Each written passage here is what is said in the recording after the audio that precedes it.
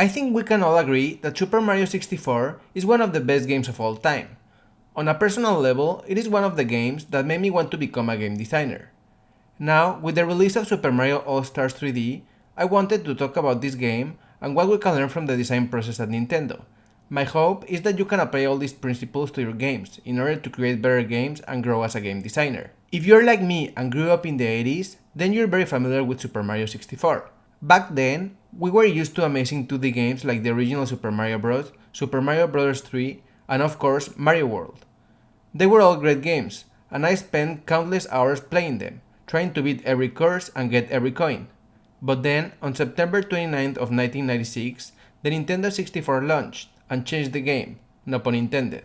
I was fortunate enough to get it for my birthday on October 18th, and it is one of the moments that I will never forget.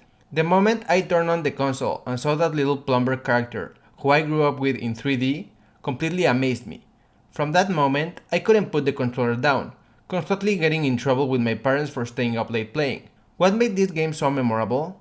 Well, apart from it being Mario and essentially being the first time I was able to move in 3D, there are some things that the designers at Nintendo did to make this a memorable experience. I found an interview with Miyamoto, which I'm going to link in the description below. During this interview, he mentions the way the project first started was working on something really simple. They just made a room made of Lego-like blocks, and Mario and Luigi could run around in there freely, climbing slopes, jumping around, etc. That was it. This is very interesting, because this informed how the game was going to work after that.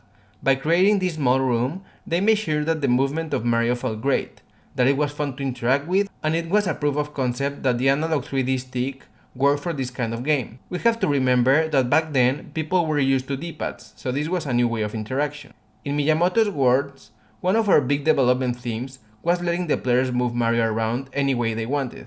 We wanted to make a game where just moving Mario around was fun. This is huge because I often see a lot of developers who want to develop a game but get overwhelmed because they don't know where to start, or they try to stick a bunch of mechanics together, but these don't feel good or aren't as fun as they expected.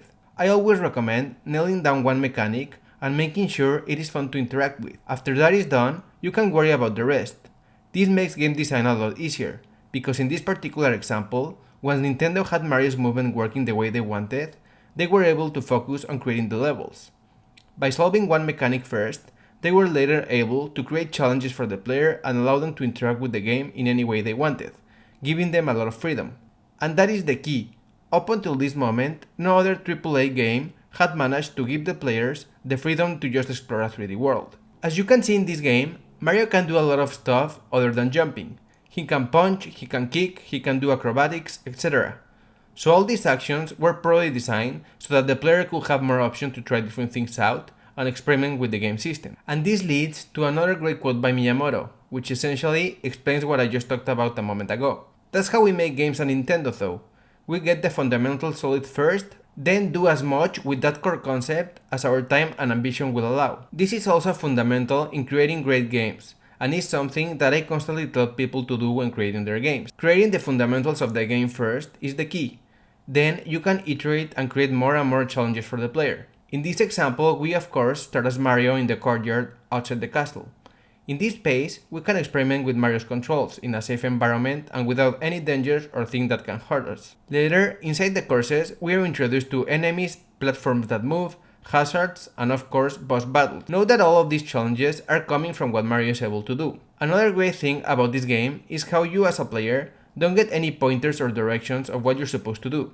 Essentially, you can go anywhere you want from the start, with the only limit being the amount of stars needed to enter each course. This speaks to the great design of the castle, and how, in every corner you explore, you can find secrets that make you feel wonder and surprise as a player. Another thing that I found really insightful is the transition from 2D to 3D. Other than the D-pad and analog stick, which I already talked about, Miyamoto said that it is a different approach when designing a 2D game and a 3D game. One example that he gave was jumping. In 2D Mario games, jumping was easy to implement.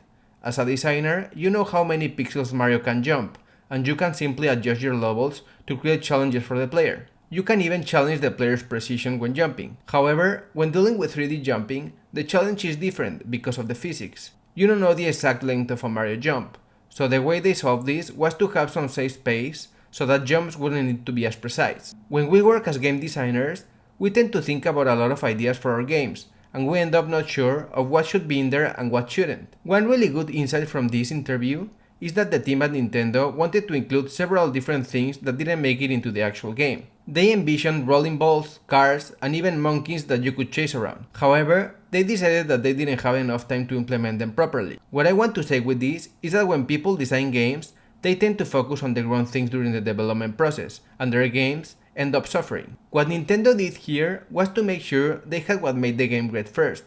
Then, if they had more time left, then they could have worked on something else, like the cars. Imagine if they added the cars without ensuring Mario's movement felt so good. I think the game wouldn't have turned out as great or been as impactful. Make sure you always focus on the core aspects of your game first. Finally, I wanted to end this video with one final quote by Miyamoto. We're going to be releasing a lot of games that do things that have never been done before. I think this is a great quote to take to heart and appreciate. Back then, Miyamoto had never designed a 3D Mario game, and yet he was able to do it. A few years later, he designed games like Zelda Ocarina of Time, Star Fox 64, among many others. He did things that had never been done before, and Mario 64 paved the way for many of these. I think we can take this as a pearl of wisdom and know that even if we're not Nintendo or Miyamoto, we can still make a change in the industry by creating innovative experiences for all players to enjoy. And that's it, you guys. Thank you so much for watching. What fun memories of Mario 64 do you have? Please let me know in the comment section below. Also, if you like this video, please subscribe and share it with your friends. See you next time!